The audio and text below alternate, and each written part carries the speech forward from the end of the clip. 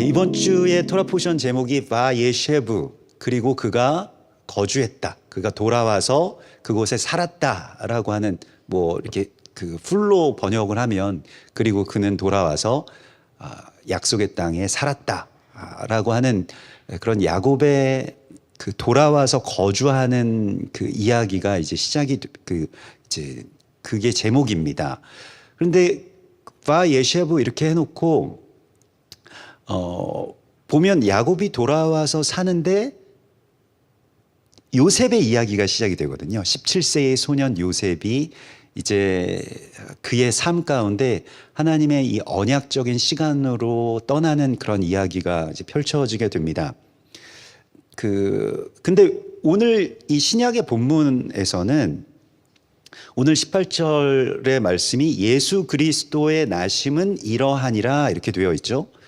그리고 바예셰브의 그 첫 번째 창세기 37장부터 시작되는 바예셰브의 첫 번째 구절 1절과 2절의 말씀에서 보면 야곱의 족보는 이러하니라 이렇게 되어 있습니다.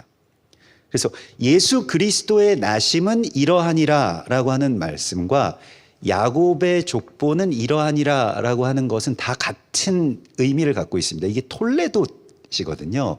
톨레돗은 그냥 단순한 족보가 아니라 이렇게 이루어지게 된 이유, 뭐 연원, 뭐 이런 것입니다. 그러니까 무엇을 통해서 이 일이 이루어졌는가라고 하는 것이 바로 톨레돗입니다. 그래서 무엇을 통해서 이 일이 이루어졌다라고 하는 것에 대하여서 지금 예수 그리스도의 나심이라고 하는 것이 무엇을 통해서 이루어졌느냐? 물론 그 전에 계속 이 아브라함부터 시작되는 이 족보의 이야기로 낳고 기르고 하는 이 일을 통해서 메시아를 해산했다라고 하는 이야기이죠. 그런데 짧게는 처녀인 마리아가 잉태를 하고 해산을 해서 그리고 요셉이 그 마리아를 자신의 아내로 맞이하여서 예수 그리스도께서 오시게 되었다라고 하는 이 내용입니다. 그래서 구약에서 토라에서 우리가 이번 주에 나누었던 것과 같이 요셉의 이야기는 또 요셉과 그 형제들의 이야기, 서로 불화했다가 또 다시 요셉이 애굽으로 팔려가게 되고 총리 대신이 되기까지의 그 이야기들이 야곱이 약속의 땅으로 돌아와서 거주하게 되는 것과 연결된 이야기라는 것입니다. 그러니까 이게 분리된 사건이 아니라 야곱이 돌아와서 그 땅에서 살기 위해서는 이 일들이 있어야 된다는 거예요. 이 일들을 통해서 또 이 일들이 다 합쳐져서 야곱의 돌아옴이 이루어진다는 것입니다. 야곱이 돌아와서 약속의 땅에 산다는 것은 오늘날 우리의 어떤 그 용어로는 이스라엘의 회복입니다. 유대인들이 약속의 땅을 되찾고 또 자신들의 제사장 된 사명, 열방을 향한 제사장 된 그 한 사명을 깨닫고 이방 나라들을 구원하기 위한 아버지 하나님의 마음과 예수 그리스도의 십자가를 알게 되고 그렇게 돌아오게 되는 것, 그렇게 회복하게 되는 것까지가 이스라엘의 회복이고요. 야곱이 바예셰브, 그가 마침내 돌아왔다라고 하는 것의 이야기입니다. 아직 성취되지는 않았지만 이것이 그러면 어떻게 이 일을 이룰 것이냐라고 하는 것에 대한 사명을 우리가 이 안에서 보게 됩니다. 그래서 우리가 이번 주의 토라 포션의 제목과 또 오늘 이 신약의 본문이 서로 연결되는 것을 잘 생각하시면서 이 말씀을 묵상하시면 더 큰 어떤 하나님의 지혜를 우리가 만날 수가 있게 됩니다. 사실 신약 성경은 이 토라와 연결시켜서 이렇게 보게 되면 엄청난 은혜가 있어요.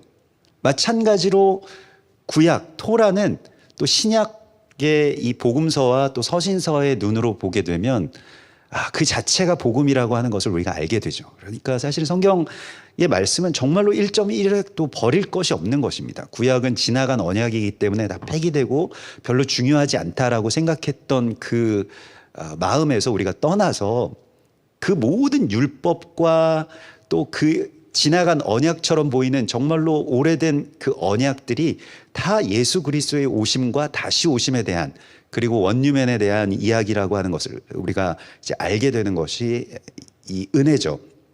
오늘 이 야곱의 거주함이라고 하는 것과 예수 그리스도의 오심이라고 하는 그 두 일의 성취가 어떤 것을 통해서 이루어지게 되었는가라고 하는 것을 말씀하시고 있죠.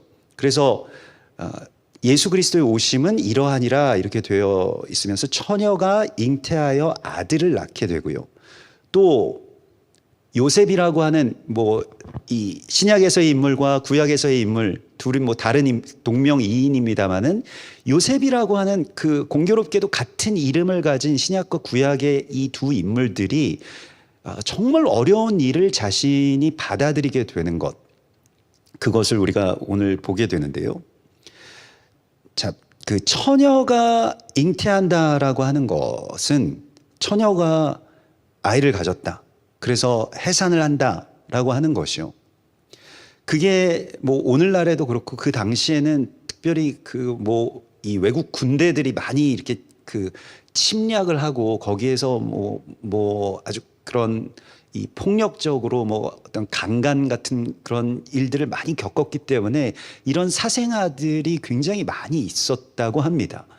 그래서 결혼하지 않았는데도 아이를 낳게 되는 경우에 굉장히 이제 뭐 수치스럽게 그렇게 여겨지게 되고, 뭐 그 마을에서나 집안에서도 이렇게 뭐 그 안 좋은 시선으로 뭐 그 자신의 잘못이 아니지만은 그렇게 이제 그 뭐 배척당하는 그런 일들이 있었는데, 마리아가 그런 그 수치를 자기의 몸에 받아들여야 됐어요. 그게 그래서 실제로 그런 소문들이 굉장히 많이 돌았다고 하지 않습니까? 예수님은 로마 군인의 사생자였다, 그러니까 사생아였다라고 하는 그런 소문들이요.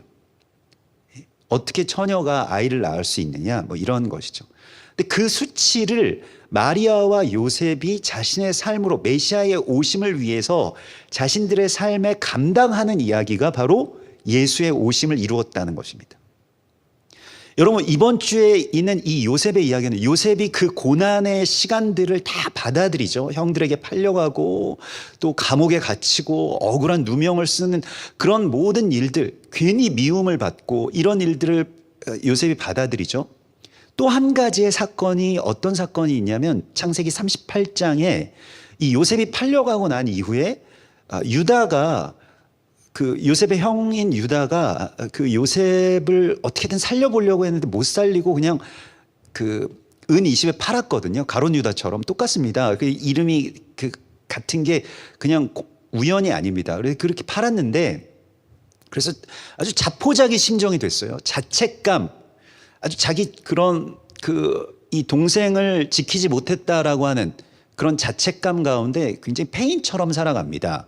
그래서 자기 생명에 대해서 그 신약의 성경에서 가룟 유다는 스스로 목숨을 끊었지만 구약에서의 그 유다는 그냥 이 집을 이제 나와서 그냥 이방 여인과 결혼을 해버립니다. 그리고 아들 둘을 낳았는데 아들 둘이 다 죽습니다.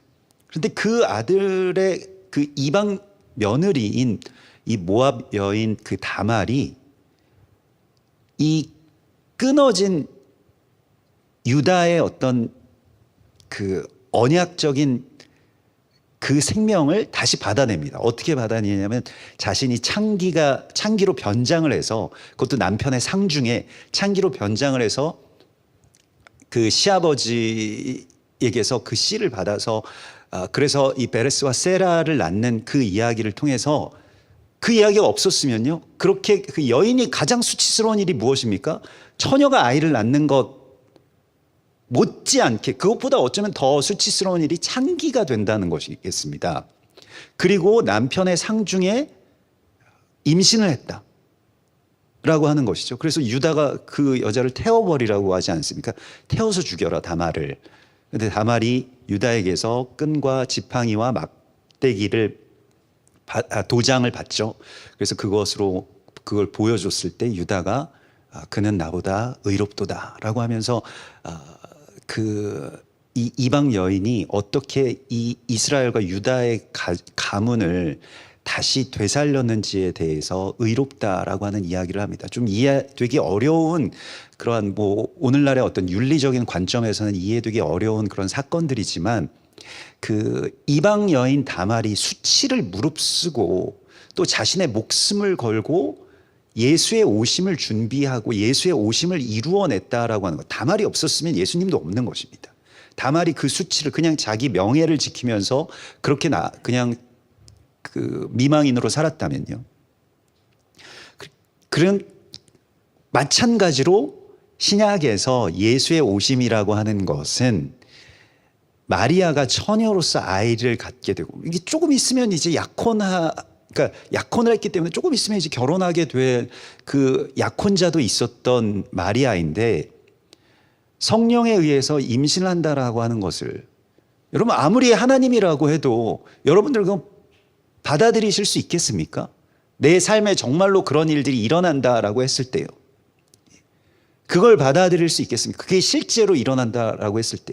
뭐 예전에 8, 90년대에 그 제가 연극을 좋아해서 우리 대학로에 가서 이렇게 연극들을 본 일이 많았는데 그때 그 뭐 신의 아그네스라고 하는 그래서 어떤 수녀원에서 수녀가 정말로 처녀로 잉태를 했는데 이게 과연 이 일이 맞느냐 아니냐 이게 진실을 밝히기 위해서 이 어떤 신부가 가서 이렇게 조사하고 뭐 이런 내용입니다. 그때 뭐 윤석화 씨가 이렇게 연기했던 그 연기가 굉장히 기억이 많이 남는데 근데 실제로 내 삶에서 이런 정도의 수치와 이런 정도의 고난을 감당할 수 있겠는가?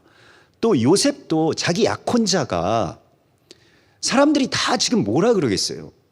그런데 약혼자는 혼자서 주장하는 거예요. 성령에 의해서 내가 임신을 했고 이 아이를 꼭 낳아야 되겠다라고 하는 것이죠. 근데 요셉이 그래서 착한 사람이라서 그냥 조용히 가서 우리 이거 없었던 일로 합시다. 파혼합시다. 이렇게 이야기를 하는데 마리아가 그렇게 이야기를 하는 것을 듣고 성령께서 잉태하게 하셨다는 것을 받아들이죠.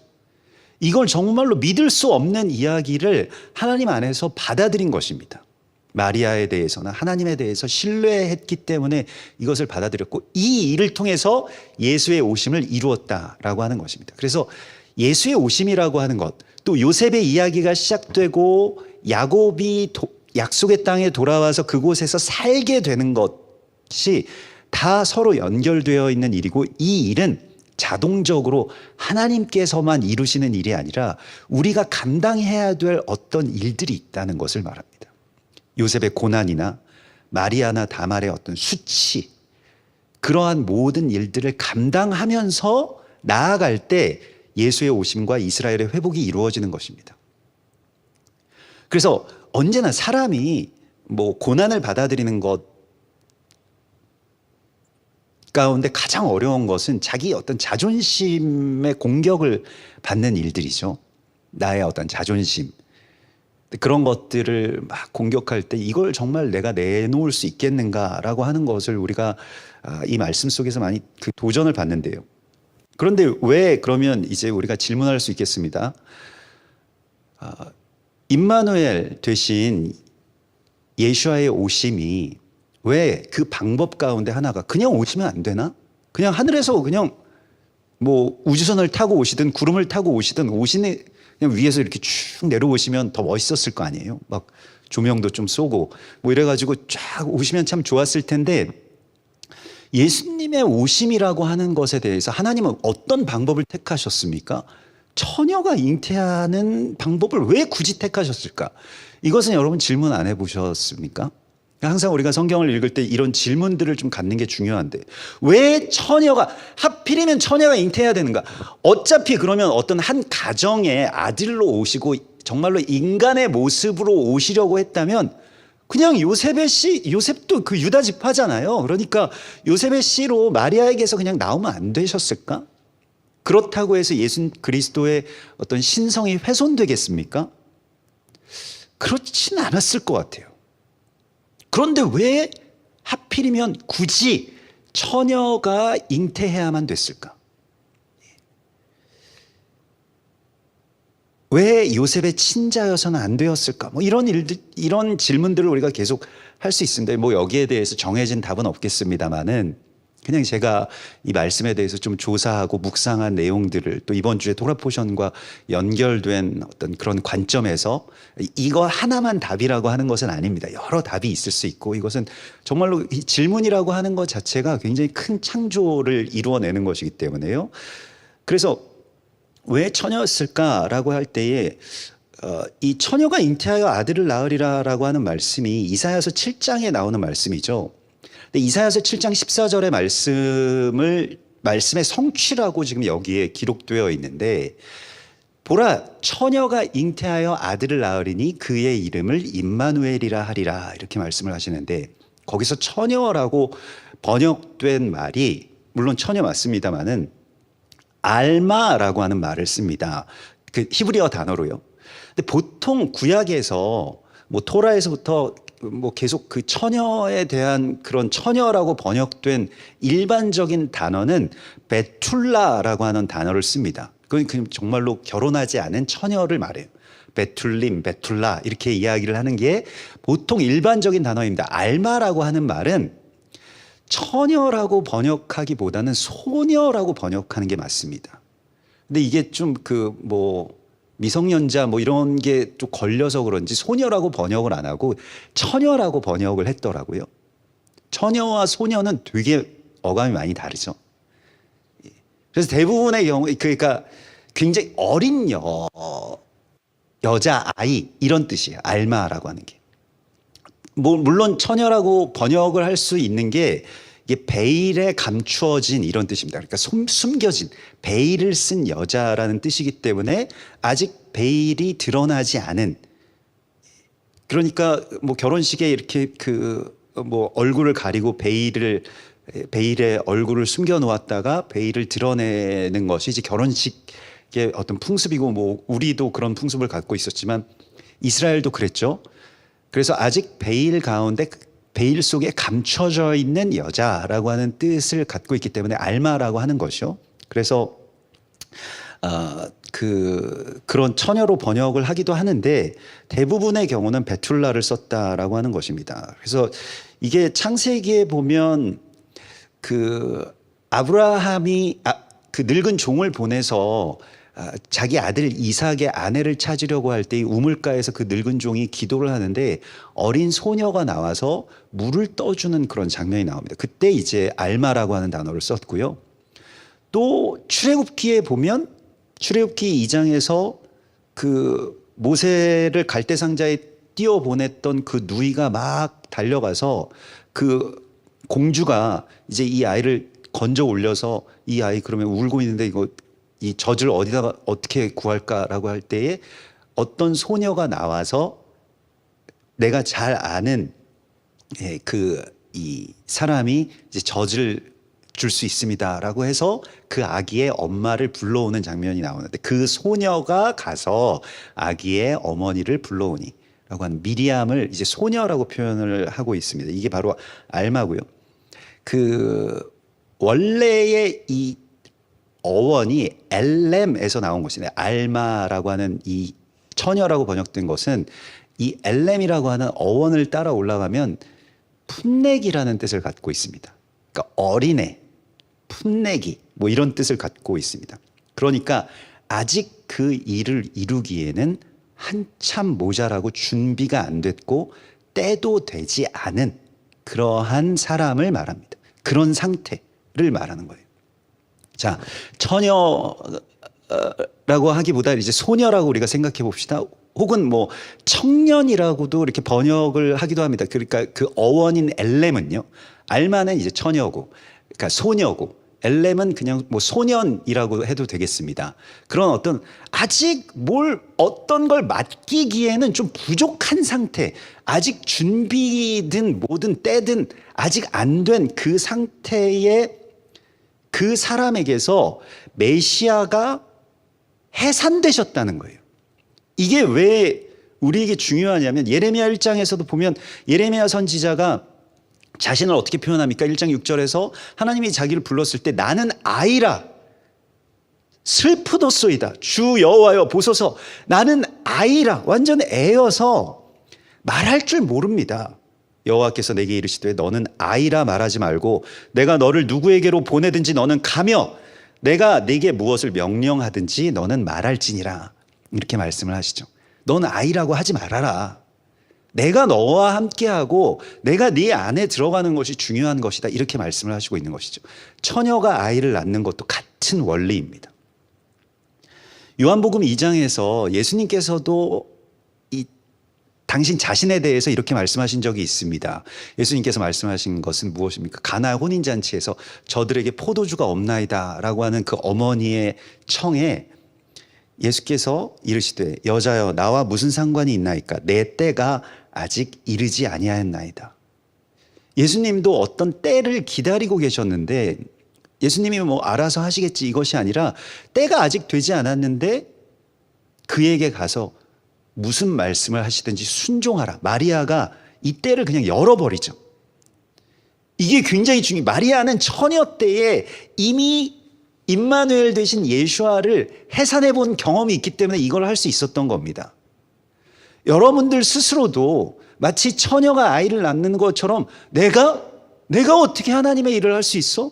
내가 어떻게 예수님의 손과 발이 되어서 그 일을 할 수 있어? 아직 우리 교회는, 아직 우리 단체는, 아직 우리 브레드 TV는 이 일을 할 만한 준비가 안 돼 있어. 때도 아니야. 라고 생각할 수도 있을 것입니다. 그러나 그것은 하나님께서 우리 가운데 오심에 그 일들을 통해서 예수의 오심이 이루어지는 것이라고 하는 것을 믿을 때에 반전되게 됩니다.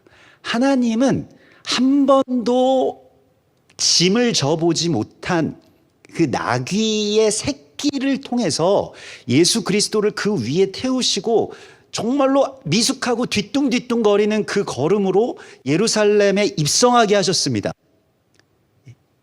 그러니까 예수 그리스도는 이게 막 거대하고 기름 좔좔 흐르는 그 종말을 타고 예루살렘으로 달려가듯이 입성하시지 않으세요.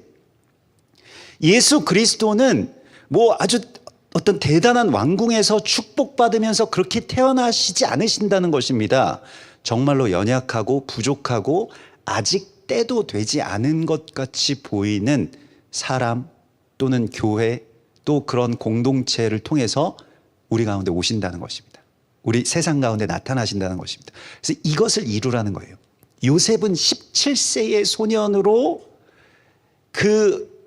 뭐 일종의 공생애라고 할 만한 하나님의 사명의 길을 걷게 됐습니다. 17세면 지금으로 치면 중딩이에요. 중딩. 예. 뭐 중학교 3학년 고1 뭐 그 정도 될 겁니다. 만 나이로 하자면은 중3이고요.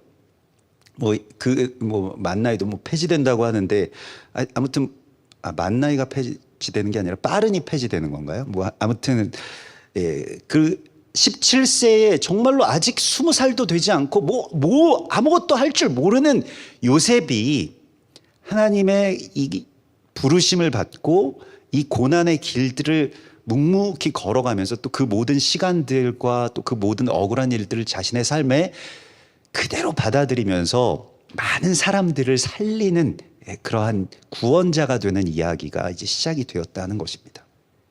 여러분 우리는 어쩌면 17세 정도 그 정도 수준밖에 안 될지도 몰라요.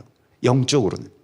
언제 그러면 준비가 다 돼서 주님의 오실 길을 여러분들이 예비하고 그리스도 예수의 삶을 살아가실 수 있을 거라고 생각하십니까? 몇 년이면 되겠습니까? 죽을 때까지 안 되는 겁니다. 죽을 때까지 우리는 17세예요.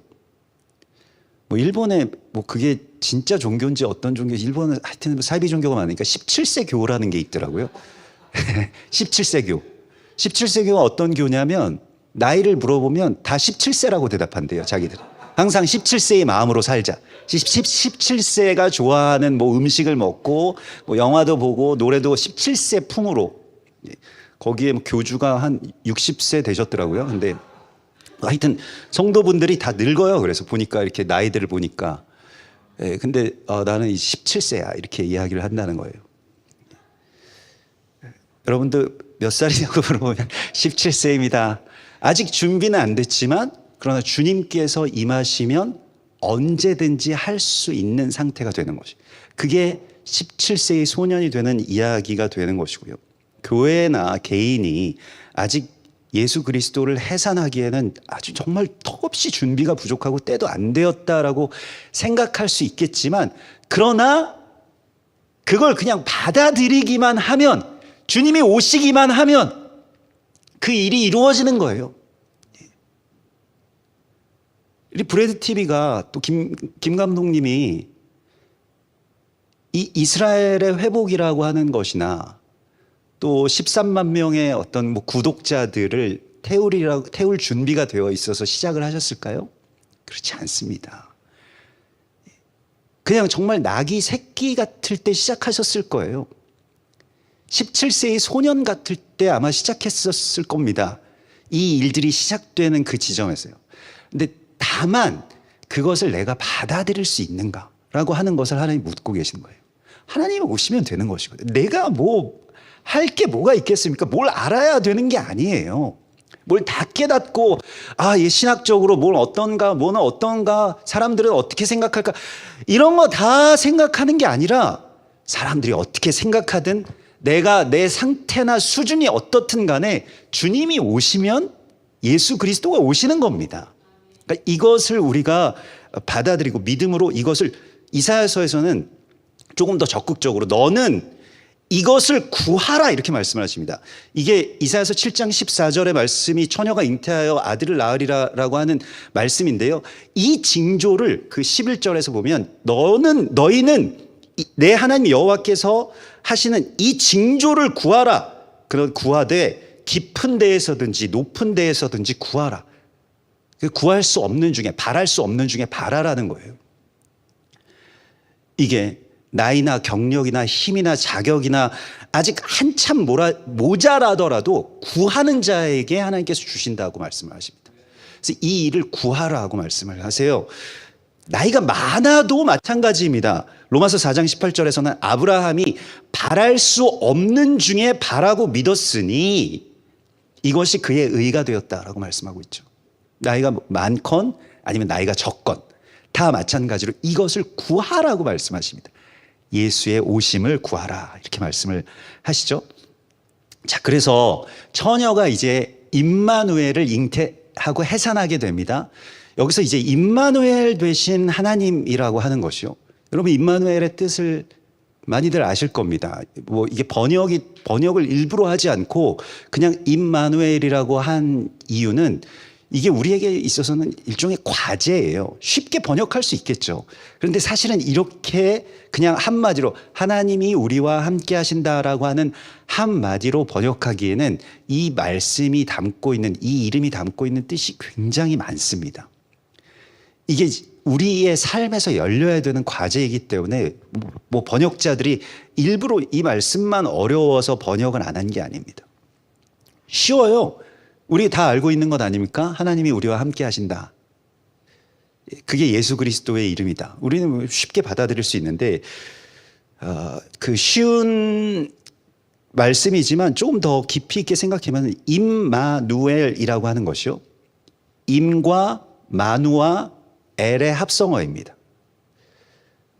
그래서 이게 먼저 좀 쉬운 것부터 우리가 한번 해보면 이 세 단어의 합성어인데 처음에 제일 쉬운 게 엘입니다. 엘은 하나님을 뜻하죠.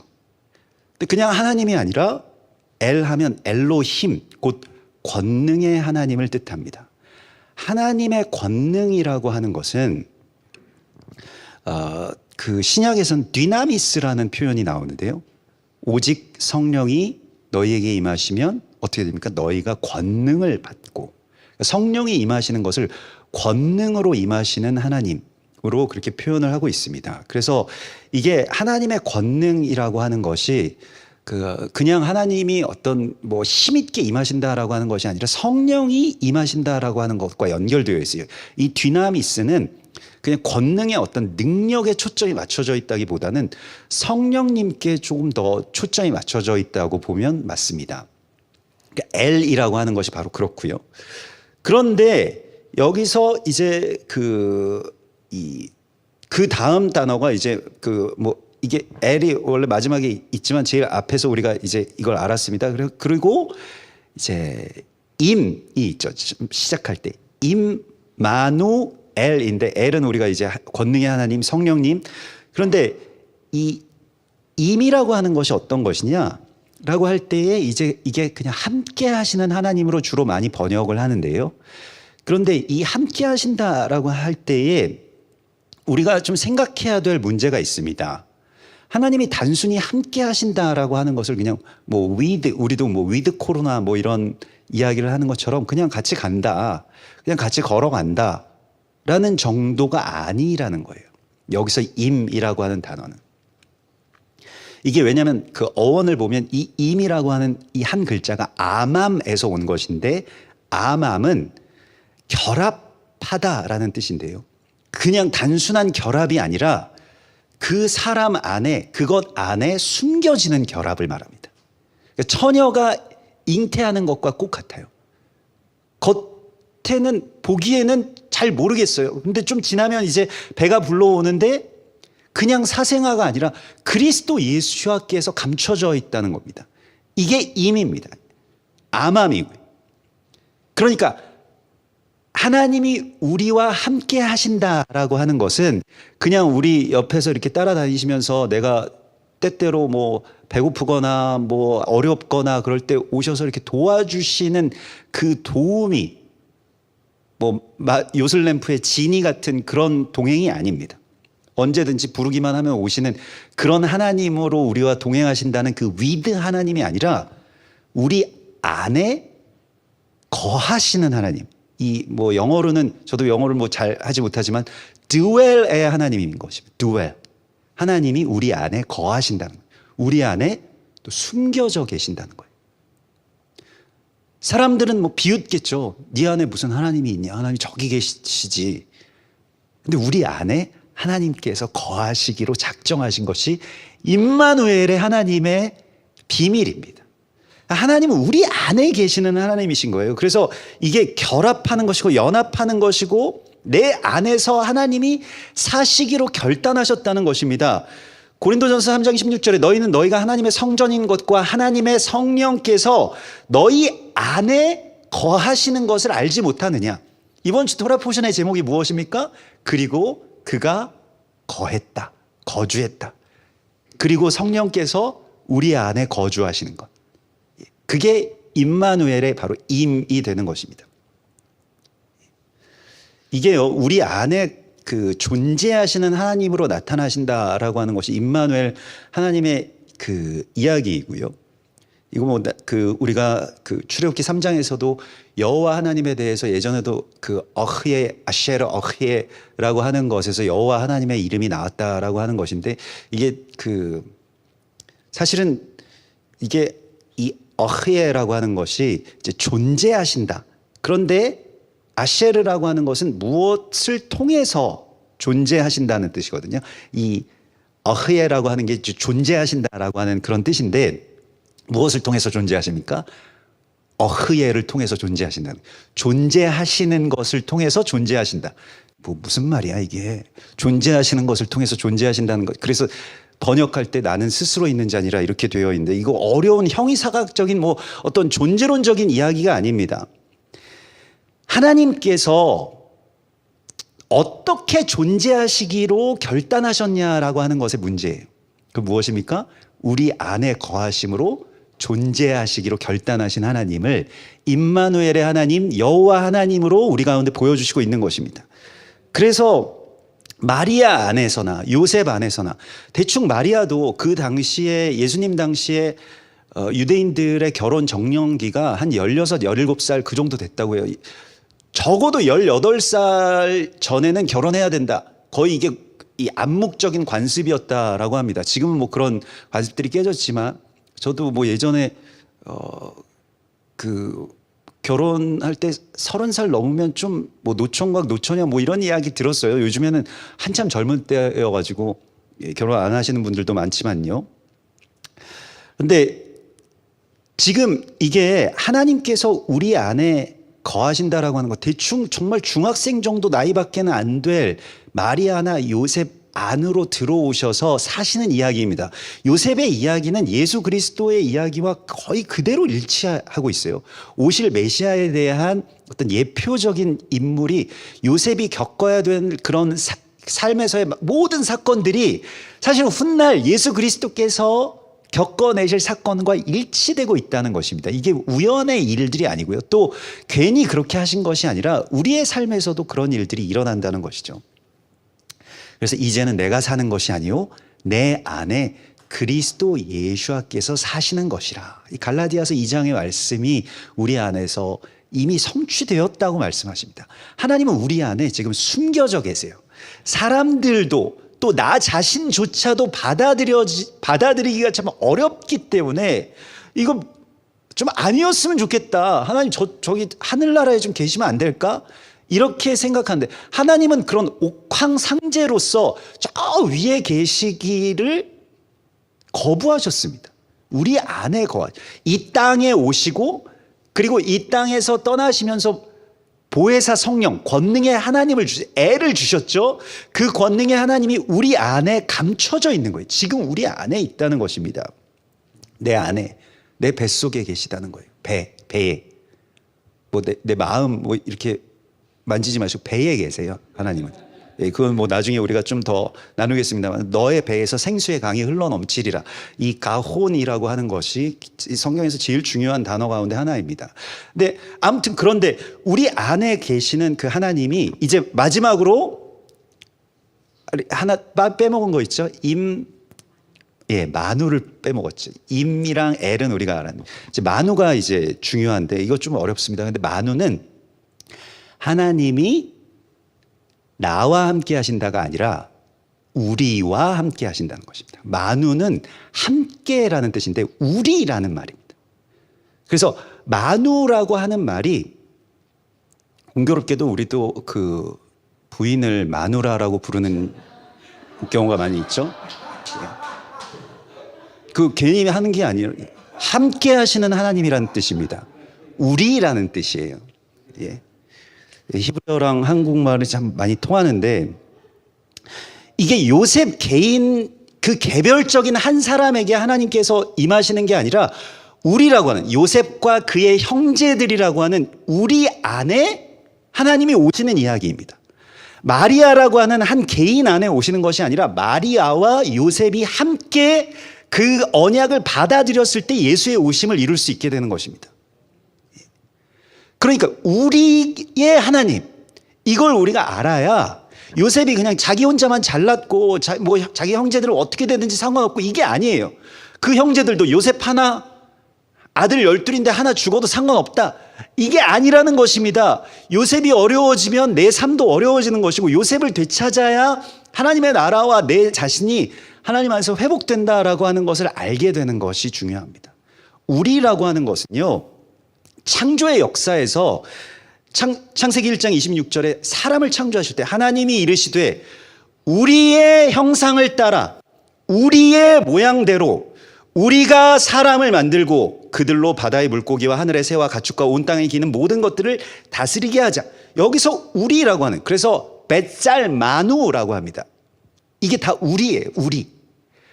벳잘마누가 우리의 형상 이 짤렘이라고 하는 그 형상 그냥 내 형상이 아니라 내 얼굴 닮은 아들 이게 아니라 우리의 형상을 따라서 우리라고 이거 정말 중요한 단어입니다. 그런데 우리가 임마누엘에서 개인적으로 하나님이 나와 함께 하신다 나를 도와주신다 이 정도로 해석하고 넘어갈 일이 아니라는 것입니다. 예수 그리스도의 오심이라고 하는 것은 공동체가 함께 이루는 일입니다. 나만 혼자서 주의 일을 이룰 수 있나요?